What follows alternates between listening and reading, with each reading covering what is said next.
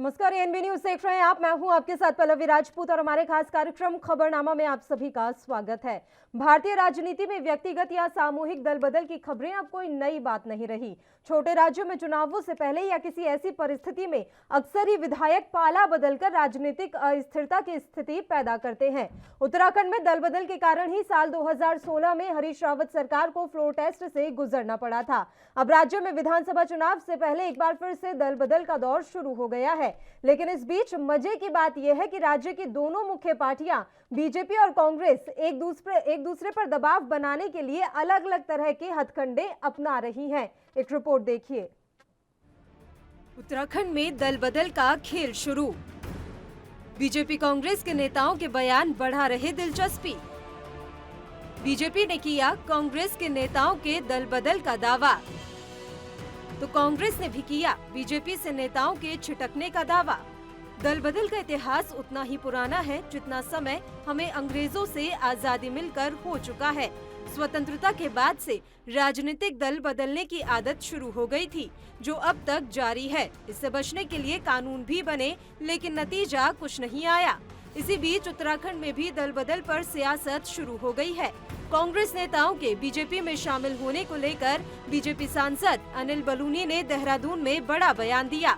अनिल बलूनी ने कहा कि हरीश रावत और उनके इर्द गिर्द घूमने वाले नेताओं को छोड़कर कांग्रेस के अधिकांश नेता बीजेपी में शामिल होना चाहते हैं और बीजेपी के संपर्क में हैं। यही नहीं बल्कि अब बीजेपी को हाउसफुल का बोर्ड लगाना पड़ रहा है। भांति भांति की जिस तरह की चीजें आती हैं, अभी उन्होंने जो आपने बताया बयान दिया, उनके बाद बहुत सारे ऐसे मौके थे। उन्होंने तो कभी भी हमारे अनुसूचित समाज के जो हमारे भाई हैं उनको बढ़ाने के लिए कुछ नहीं किया। लेकिन हरीश रावत जी के दिमाग में सदैव तुष्टीकरण की राजनीति घूमती रहती है। कभी वे धार्मिक तुष्टीकरण करते हैं, कभी मुस्लिम अपीजमेंट करते हैं, कभी अनुसूचित भाइयों के लिए कुछ करते हैं। तो इस तरह के वे काम करते हैं, लेकिन उनके कल्याण के लिए कभी काम नहीं करते हैं। मैं हरीश रावत जी से आग्रह करता हूं कि वह रचनात्मक राजनीति करें, इस तरह की राजनीति ना करके उनके कल्याण के लिए राजनीति करें। 2012 में उनके पास मौका था कि जब वो अनुसूचित जाति के एक व्यक्ति को मुख्यमंत्री बना सकते थे, लेकिन उस वक्त उन्होंने ना बना के दिल्ली में धरना अपने आप को मुख्यमंत्री बनाए कर जाने के लिए कई दिनों तक किया। उस वक्त उनके पास मौका था कि वो करते, लेकिन उस वक्त तो स्वयं के लिए। वहीं प्रदेश कांग्रेस अध्यक्ष गणेश गोदियाल ने कहा कि बीजेपी के बहुत से नेता कांग्रेस के संपर्क में हैं। पार्टी इनके बारे में गुण दोष के आधार पर फैसला लेगी। अगले 15 दिन में इस बारे में कुछ बड़ा फैसला होने के संकेत उन्होंने दिए। प्रदेश कांग्रेस मुख्यालय में मीडिया से बातचीत में प्रदेश अध्यक्ष गणेश गोदियाल ने कहा कि बीजेपी से कांग्रेस में आने वालों के बारे में गुण दोष के आधार पर फैसला लिया जाएगा। कि हमारे संपर्क में बहुत से लोग हैं, लेकिन हमने कहा कि जितने भी लोग हमारे संपर्क में हैं भारतीय जनता पार्टी के, उनमें से ये जरूरी नहीं है कि हम सब को कांग्रेस में शामिल करें। हमारे कांग्रेस के जो ऐसे कार्यकर्ता हैं, ऐसे पदाधिकारी हैं जो पिछले 5 सालों से भारतीय जनता पार्टी के खिलाफ, उनकी कुनीतियों के खिलाफ और उस क्षेत्र की जनता के सुख और दुख में हमेशा 5 साल तक उनके साथ खड़े रहे, तो उनके हितों को भी देखा जाएगा, उनके हितों के साथ भी समझौता नहीं किया जाएगा।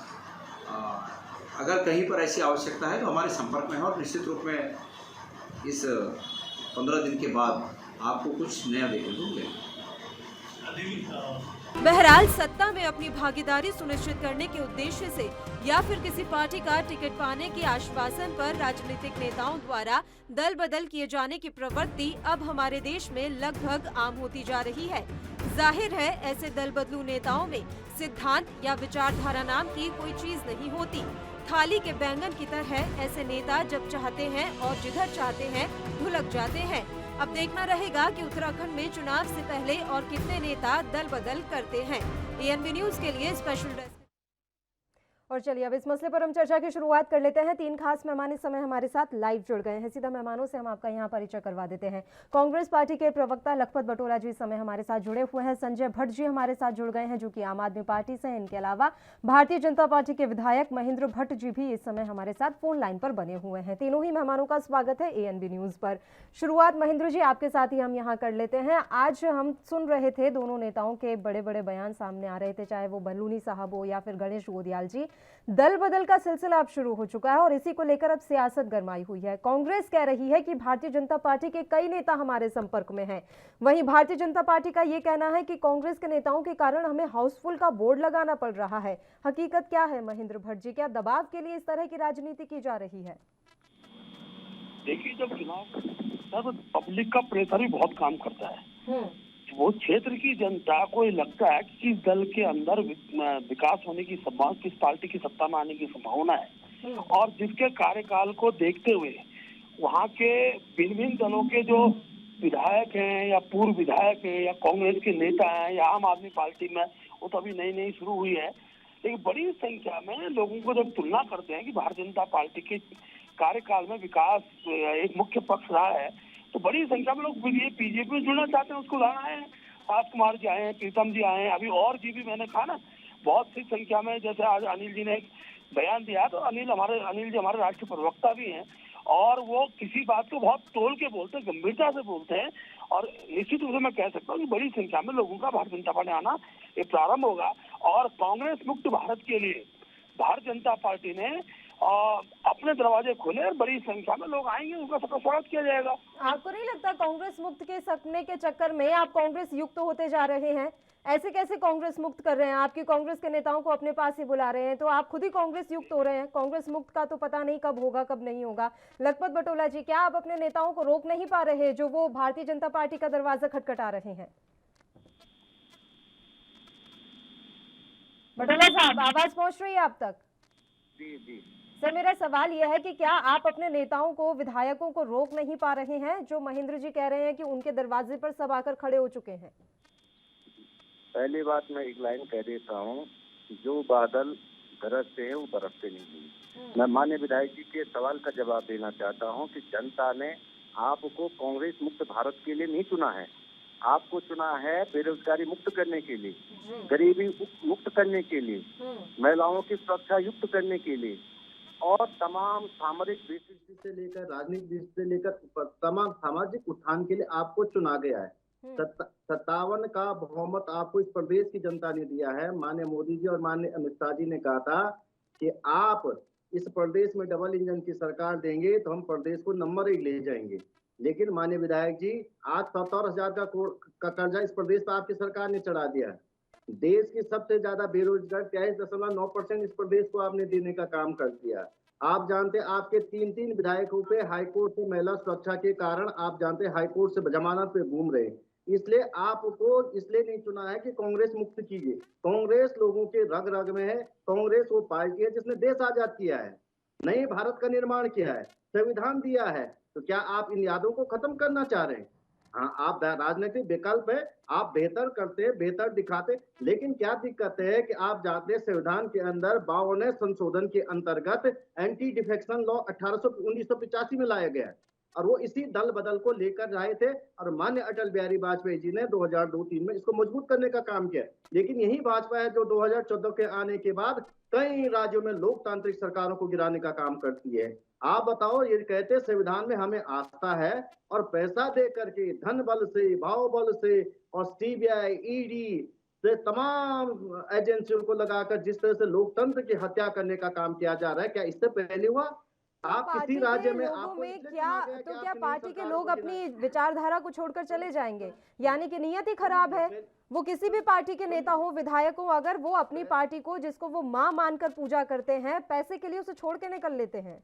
मैं आपसे सुन लीजिए, पार्टी से महत्वपूर्ण राष्ट्र है और राष्ट्र की सेवा के लिए पार्टियां बनी है, पहली बात है, और राष्ट्र ही मां है, इसको समझना पड़ेगा। दूसरी बात है, आप देख रहे हैं जो 12-13 लोग गए हैं, मां समझ के विधायकों और नेताओं के मन में ये आता है कि हम किसी भी पार्टी में रहें, लेकिन हमें तो देश की सेवा करनी है। इस हिसाब से दल बदल का कोई भी कानून लाया जाए या कुछ भी लाया जाए वो तो निरर्थक रहा सर। फिर क्यों डर लगता है दल बदल से? मैं एक रिएक्शन ले लेती हूँ संजय जी का, मैं तुरंत लौटूंगी आपके पास बटोला साहब। संजय भट्ट जी, एक विकल्प के बारे में बात कर रहे थे अभी लखपत बटोला जी, क्या आप मान रहे हैं कि अब उत्तराखंड में तीसरा एक मजबूत विकल्प आप बन रहे हैं? क्या आपको भी ऐसा लगता है कि भारतीय जनता पार्टी और कांग्रेस के तमाम नेता आपके दरवाजे पर आकर खड़े हुए हैं?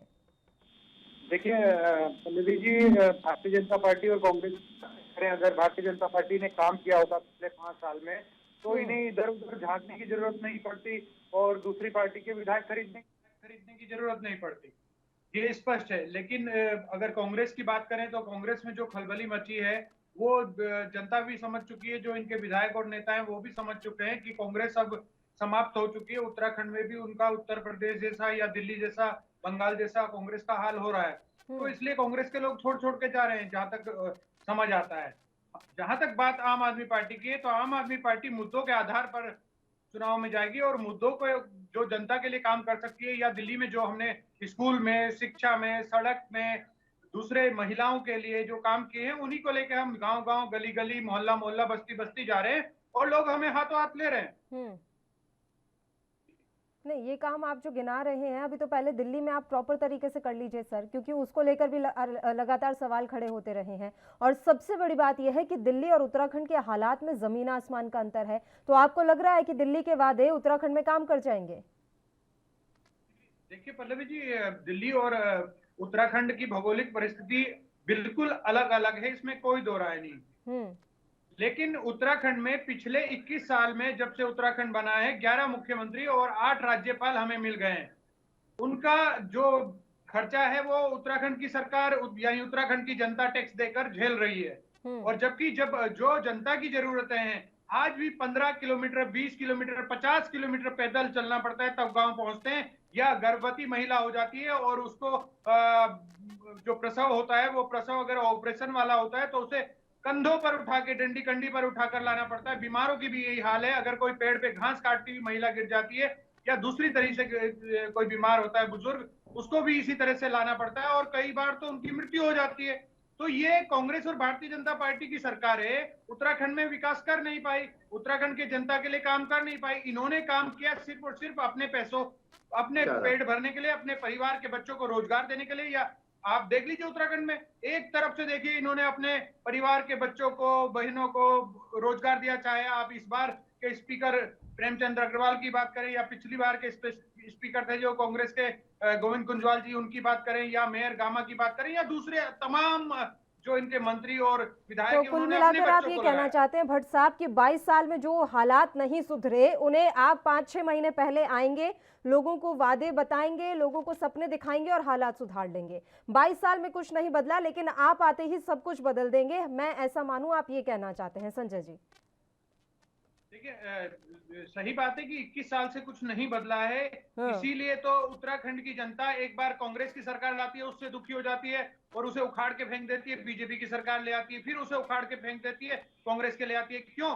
क्योंकि ये लोग काम नहीं करते, ये सिर्फ अपने लिए काम करते हैं। लेकिन दिल्ली की अगर आप बात करें तो केजरीवाल को लगातार जिता रहे हैं जनता, क्योंकि वो जनता के लिए काम कर रहे हैं। केजरीवाल मॉडल आज पूरे देश में पास हो चुका है। देखिए, आप देखिए गुजरात में कोई नहीं गया, लेकिन फिर भी सूरत नगर निगम में 27 सीटें कैसे आ गई? क्योंकि लोगों ने देखा कि हाँ भाई, दिल्ली में एक व्यक्ति ऐसा आया है केजरीवाल, जिसका नाम है, जो कहता है वो करता है। चुनाव में भी जाते हैं तो ये कहते हैं कि मैंने काम किया हो तो मुझे वोट देना, मैंने काम नहीं किया हो तो मुझे वोट नहीं देना। क्या भारतीय जनता पार्टी और कांग्रेस उत्तराखंड में ये बात बोल सकती है जनता से कि हमने काम नहीं किया हो तो हमें वोट मत देना?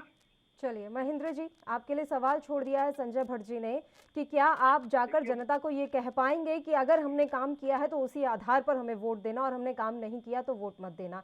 उनका सवाल तो बरकरार है ही, और मेरा सवाल भी इसमें मैं ऐड कर देती हूँ कि कांग्रेस युक्त क्यों होते जा रहे हैं आपको कांग्रेस के नेताओं और विधायकों की जरूरत क्यों पड़ रही है? महेंद्र जी। जी मैंने कांग्रेस प्रवक्ता और आम आदमी प्रवक्ता जी के दोनों के बयानों को मैंने सुना है जी, और मैं जिस बात को कह रहा हूँ उसको समझिए। पहला विषय था कि जनता जनादेश काम के आधार पर ही देती है, और जब काम के आधार पर जनादेश देती है, आज चुनाव से पहले आम आदमी पार्टी, कांग्रेस ये कहेगी, भारतीय जनता पार्टी कुछ नहीं, उसके परिणाम कुछ दिनों में आएंगे। पहला विषय तो है। दूसरा यह कि कांग्रेस अगर अपने लोगों को रोकने में अक्षम है, कांग्रेस अपने लोगों को बिकाऊ बोल रही है, कांग्रेस के अंदर ऐसे लोग अगर आ जाते हैं जो केवल सत्ता लोलुप हैं, तो उनको रोकने का कांग्रेस का, भारतीय जनता पार्टी का नहीं है। तीसरी बात, आम आदमी पार्टी के कार्यों को दिल्ली के अंदर सब लोग देख रहे हैं, उन्हीं विषयों को लेकर वो उत्तराखंड के अंदर आ रहे हैं। उत्तराखंड राज्य जो है हमारा सीमांत क्षेत्र है, यहाँ राष्ट्रवादी लोग रहते हैं और वो जानते हैं कि फ्री की सौगात की सीमा कहाँ फिट बैठती दिल्ली है? में राष्ट्रवादी हमारे नहीं यहाँ रहते, दिल्ली में आतंकवादी रहते हैं क्या? सुनिए ना, मैं बोल रहा, हमारे यहाँ ना तो कोई ठंड से मरा ना भूख से मरा पहाड़ के अंदर, और ना हमारे यहाँ भूखमरी की संभावना है। ये ठीक है, हमारा छोटा राज्य है, छोटे राज्य के अंदर सीमित संसाधन होते हैं। अभी लखपत जिले का की बेरोजगारी, मैं कह सकता हूँ 2000 में राज्य बना, तब से लेके आज तक, और जहाँ हमें कह रहे हैं हाथी विभाग में टीचर है, हर पुलिस वाला हमारे यहाँ पूरा है, हर प्रकार किसी भी विभाग में, आप स्वास्थ्य विभाग में डॉक्टर बढ़े हैं, हर जगह बढ़े हैं। तो आखिरकार अब धीरे धीरे छोटे उद्योग, लघु उद्योग उत्तराखंड के अंदर आएंगे, और निश्चित रूप जो एक अपेक्षा है लोगों की, उस दिशा में हम कर रहे हैं। माननीय मुख्यमंत्री स्वरोजगार योजना के तहत बड़ी संख्या में लोगों को लोन मिला है, अपने कारोबार की ओर बढ़े हैं। यात्रा कोरोना काल के दिक्कतें आ रही है, लेकिन मैं दावे से कह रहा हूँ, जिस प्रकार ऑल वेदर रोड से लेके रेलवे से लेके तो सब प्रकार की उत्तराखंड के अंदर जो देन भारत सरकार द्वारा और माननीय मोदी जी द्वारा राज्यों की भिन्न भिन्न प्रकार की जो आवश्यकता है उसको जो पूर्ण किया जाए, उसके आधार में कह सकता हूँ आने वाले समय के अंदर कोई भी व्यक्ति बेरोजगार से इसलिए कह रहा हूँ तो सरकारी नौकरी रोजगार का माध्यम हो, हम तो ऐसे लोग उत्पन्न करेंगे उत्तराखंड के अंदर जो लोगों को रोजगार देंगे। उस दिशा की ओर उत्तराखंड बढ़ रहा है, भारतीय जनता पार्टी के साथ में बढ़ रहा है, डबल इंजन की सरकार में बढ़ रहा है। डबल इंजन की सरकार अब बेरोजगारी दूर करेगी। लखपत पटोला जी, एक बात समझ लीजिए, आप वो कह रहे हैं कि अब हम बेरोजगारी दूर जरूर करेंगे। आप सरकार का हिस्सा है, आपने 2018-19 में रोजगार वर्ष मनाया, आपने 884 रोजगार मेलों का सृजन किया जी, और भर्ती किए केवल 688 लोगों को। ये आपका रोजगार है। आपने 19-20 में हमने दिया है, सरकार ने जो आंकड़ा सदन के अंदर दिया वो तक आप तक आना चाहिए।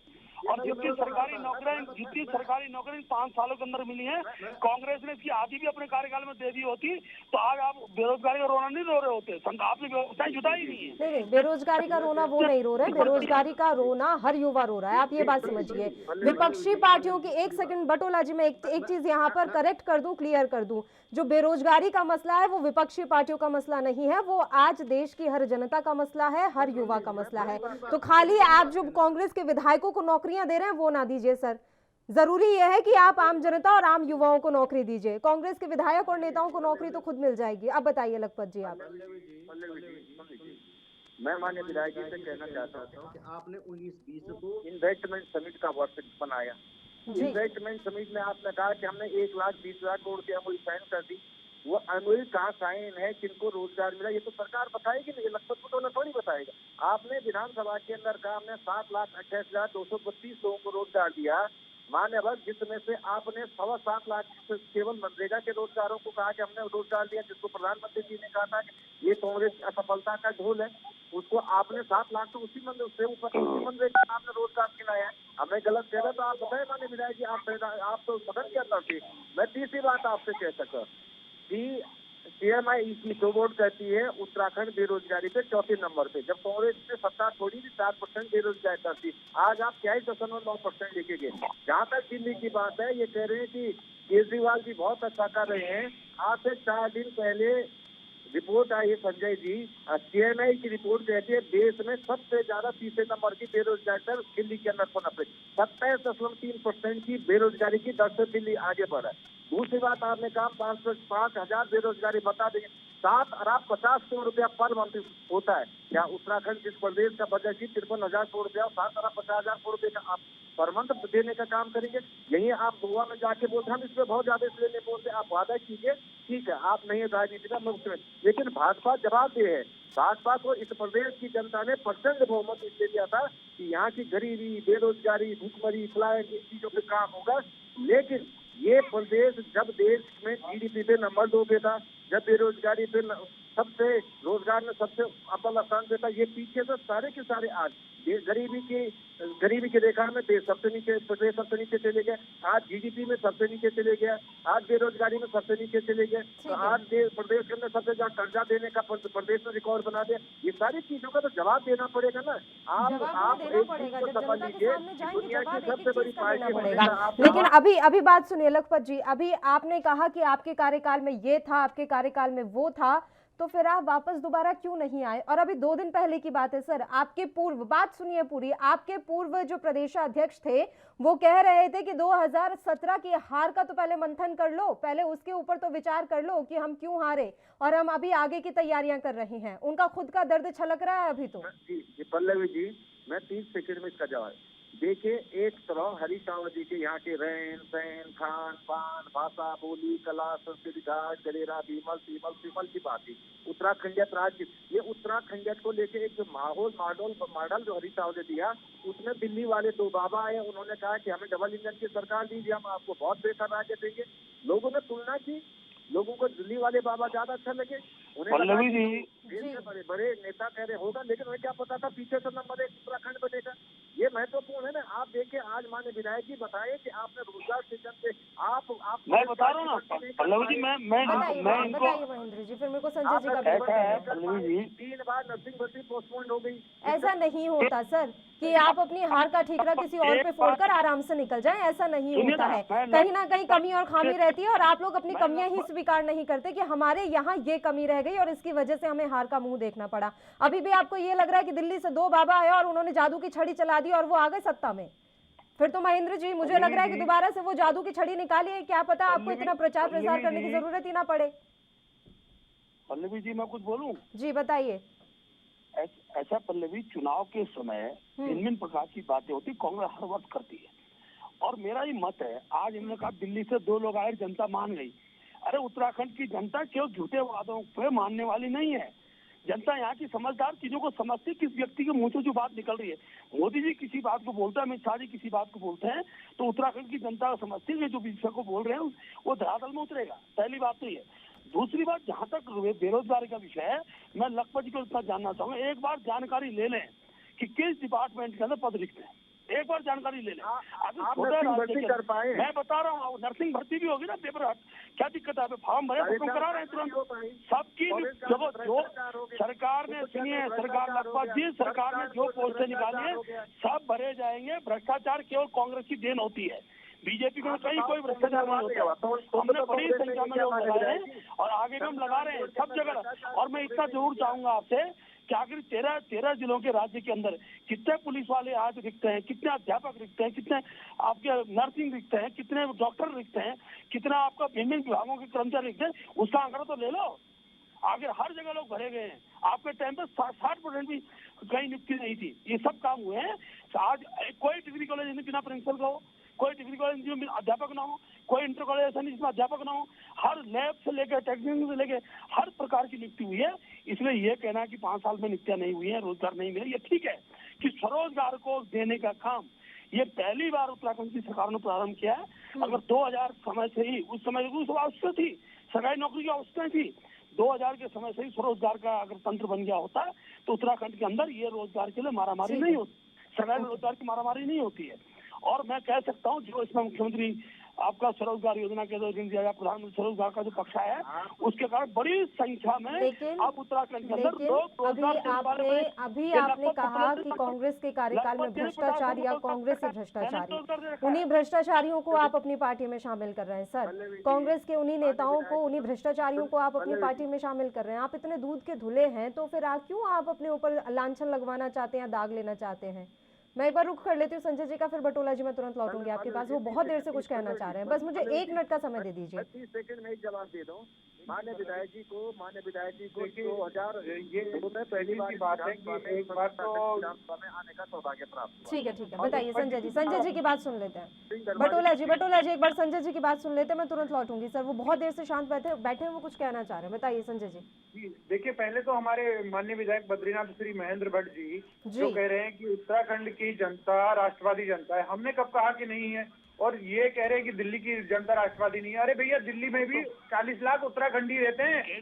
महेंद्र भट्ट जी, आप उन्हें जनता के लिए राष्ट्रवादी बता रहे हैं, आप उन्हें राष्ट्रवादी बता रहे हैं क्या? केजरीवाल जी ने उत्तराखंड की जनता को। दूसरी बात, महेंद्र भट्ट जी, कांग्रेस के कार्यकाल में, कांग्रेस के कार्यकाल में बहुत सारे भ्रष्टाचार हुए, तो महेंद्र भट्ट जी बताएं उन्हें जेल क्यों नहीं भेजे हैं आप? कांग्रेस के नेताओं को जेल भेजो। क्या आप बदला उतार रहे हैं कि त्रिवेंद्र रावत जी को हरीश रावत जी ने बख्श दिया था डेल्टा ब्रिज घोटाले में, अब हम कांग्रेसियों को बख्शेंगे? वही लक्ष्मण बुटोला जी जो कांग्रेस के प्रवक्ता है वो कह रहे हैं कि इतना खर्चा आ जाएगा 5,000 में उतना।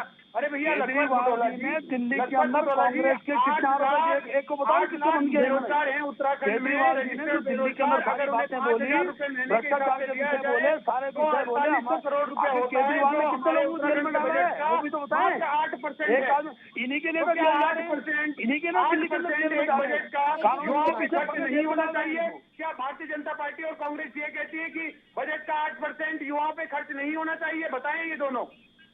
नहीं, वो ये नहीं कहना चाहते, वो ये कहना चाहते हैं कि जब बजट इतना सीमित है, उस बजट के अंदर जो आप घोषणाएं करते जा रहे हैं वो पूरा कैसे करेंगे? फिर या तो कर्ज के दबाव में आप आ जाइए, यही हो सकता है फिर भट्ट साहब। मैं पूरी बात बताइए संजय जी।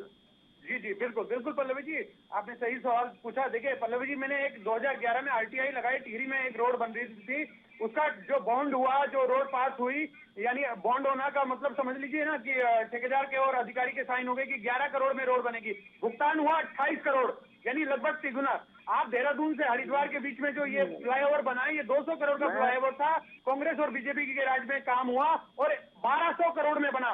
वहीं दिल्ली में 350 करोड़ का फ्लाईओवर 200 करोड़ में बनता है, यानी वहाँ बजट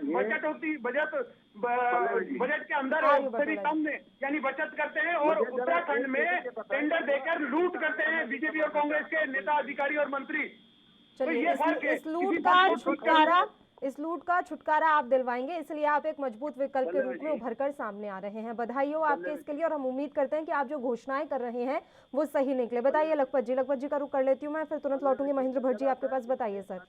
समझना चाहता हूँ जी जी। 283 वर्ग किलोमीटर में है, इतनी मेरी ग्राम सभा होती है। विधान सभा 4,000 वर्ग किलोमीटर बड़ी विधान सभा है। पहली बात है, सबसे ज्यादा टैक्स पेयर है उत्तराखंड से ज्यादा टैक्स क्या कहते हैं दिल्ली का बजट। 53,000 करोड़ का बजट उत्तराखंड का है और 5,000 बेरोजगारी भत्ता 1,500 परिवारों को दिया जाता है। तो ये मान के 7 अरब 50 करोड़ रुपया होता है। मैं ये पूछना चाहिए अर्थमंत्री के पैसा आए कहाँ से? एक तो ये बताए 8% 10 नहीं तो वहाँ पे 100% खर्चा करो माने कौन बना। लेकिन ये पूछा जाना चाहिए कि रेवेन्यू आए कहाँ से? खर्चा तो तब होगा आप कहते हैं कि 53 करोड़ को हम 100 करोड़ कर देंगे, लेकिन 7 अरब 50 करोड़ रुपया ऐसा फिगर संजय जी आपने नहीं लगाया, ना केजरीवाल जी लगाए। क्योंकि मैं आपसे कहता हूँ हिंदुस्तान के इतिहास में सबसे ज्यादा यदि कोई फेंकने वाला, फेंक के जाने वाला, झूठ बोलने वाला, प्रेम की राजनीति करने वाले तो वो माननीय अरविंद केजरीवाल जी हैं। जिस राज्य में जा रहे, उत्तराखंड में आ रहे तो प्रत्येक परिवार को रोजगार देंगे, बिजली फ्री देंगे। गोवा में जाएंगे प्रत्येक परिवार को रोजगार देंगे, बिजली फ्री देंगे, 5,000 रुपया भत्ता देंगे। पंजाब में जाएंगे यही बात करें। अरे मान्यवर एक चीज बताओ, मैं यही पूछना चाह, आपने इसका जवाब नहीं दिया है कि देश के अंदर तीसरी सबसे तेजी से बढ़ती बेरोजगारी दर दिल्ली के अंदर है, 27.3% है। CNIR की रिपोर्ट कह रही है। इससे तो आप जवाब दीजिए, ये उत्तराखंड की बेरोजगारी आप दूर करना चाह रहे हैं। दिल्ली की जनता के ऊपर अरविंद केजरीवाल जिम्मेदार हैं और दिल्ली की जनता ने उन्हें चुना है, तो जहाँ की जवाब दें उससे तो आप जवाब दें। उत्तराखंड का तो बाद में आप जवाब देंगे। इससे बताओ कि देश के अंदर तीसरे सबसे तेजी से बेरोजगार बढ़ने वाला राज्य दिल्ली क्यों है? पहली बात है। दूसरी बात मैं ये पूछना चाह अल्टरनेटिव की जब इस प्रदेश का कर्जा, इस प्रदेश का बजट ही 53 और 54,000 करोड़ रुपए के आसपास का है। आप 7 अरब केवल बेरोजगारी भत्ता देने के 7,50,000 करोड़ रुपए कहाँ से लाएंगे? उसका जवाब तो वो दे रहे हैं ना, उसका जवाब तो वो दे रहे हैं। वो दिल्ली में भी बजट में बचत करते हैं। आप लोग तो बजट के नाम पर लूट मचा रहे थे, वो यही तो कह रहे थे अभी थोड़ी देर पहले, जो वो सड़क का यहाँ पर उदाहरण दे रहे थे, वो यही जवाब था।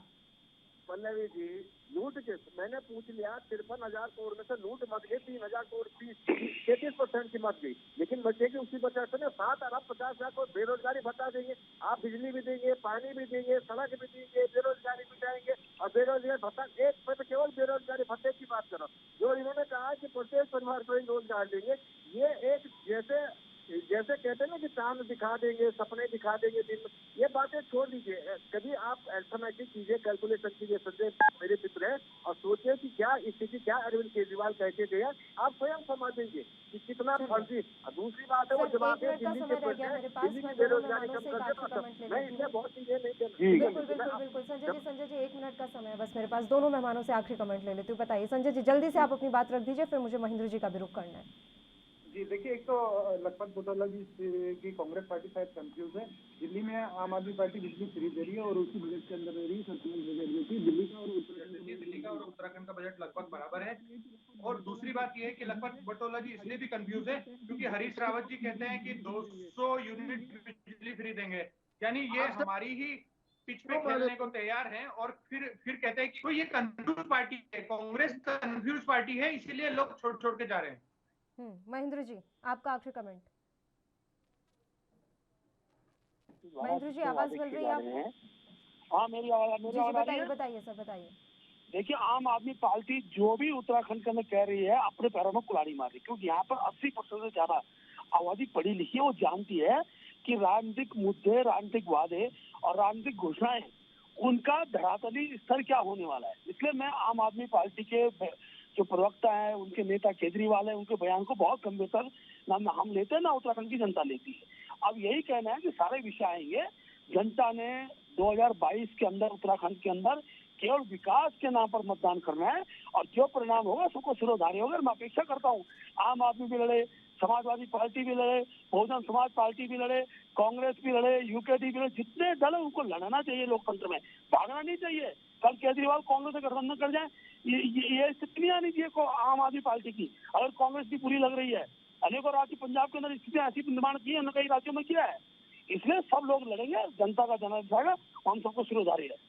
चलिए, लखपत जी कुछ कहना चाह रहे हैं सर, आप प्लीज जल्दी से आप अपनी बात रख दीजिए। मान्य विधायक जी मेरे विधायक हैं और आप बद्रीनाथ से 2002-3 में भी आपको सौभाग्य हुआ उत्तराखंड की पहली विधानसभा में, लेकिन इतने काम आपने 2 से 7 के बीच के मान्य विधायक जी, इतना ऐतिहासिक वर्क आपने उस समय हमारी विधानसभा के लिए तो वो इस समय नहीं कर पाए आपकी 57 की बहुमत की सरकार में। तो आप सोच लीजिए कांग्रेस की चौथे विजनरी विकास की ओर जाते और अपने साथ साथ विपक्षी विधायक का भी कितना विकास करते उसके क्षेत्र का, ये तो आपने देखा है। आपका व्यवहार अब लखपत जी वो आप भी जानते हो कि 2007 का चुनाव हार के पीछे उमा दीदी का प्रत्याशी नहीं होता तो मैं उस चुनाव को जीतता। हमारी पार्टी के लिए निर्माण हुई है और वो इस बार आप क्या हो रही है, इस बार वो आप क्या वो स्थिति, इस बार वो स्थिति आप क्या हो रही है। अपनी दल को बचाइए। हम नुकसान में आए, मैं जानता हूँ। उमा भारती अगर पार्टी अलग नहीं होती और मेरे खिलाफ प्रत्याशी नहीं हो तो उस समय भी जीतते है ना। इसलिए क्या आज की तारीख में अपनी पार्टी को आप संभालिए, वहाँ स्थिति होगी तो कांग्रेस की स्थिति क्या होने वाला है अपनी पार्टी को संभालिए, क्योंकि दोनों ही पार्टियों की तरफ से दावे किए जा रहे हैं कि एक दूसरे की पार्टी के जो लोग हैं वो टूटकर उनकी पार्टी में आना चाहते हैं। तो आगामी समय में ये जो दावे हैं सच ना साबित हो जाए, इसके लिए पहले अपनी अपनी पार्टी संभालना जरूरी है। मैं आप सभी मेहमानों का धन्यवाद अदा करना चाहूंगी तमाम चर्चा करने के लिए आप हमारे साथ जुड़े। तो उत्तराखंड में दल बदल की राजनीति शुरू हो चुकी है। हालांकि जिस तरह के बयान सामने आ रहे हैं उनको देखकर ये बात साफ तौर पर समझ में आ रही है कि दबाव की रणनीति यहाँ पर बनाई जा रही है। जब दबाव में हम रहेंगे तो हमारी जो रणनीतियां हैं वो कहीं ना कहीं कमजोर हो जाती हैं और इसी के लिए इस तरह की बयानबाजी की जा रही है। ये तो आने वाला वक्त ही बताएगा कि किस पार्टी के नेता कौन सी पार्टी में जाते हैं। यहां पर अब एक छोटे से ब्रेक के लिए रुक रहे हैं, फौरन हाजिर होंगे।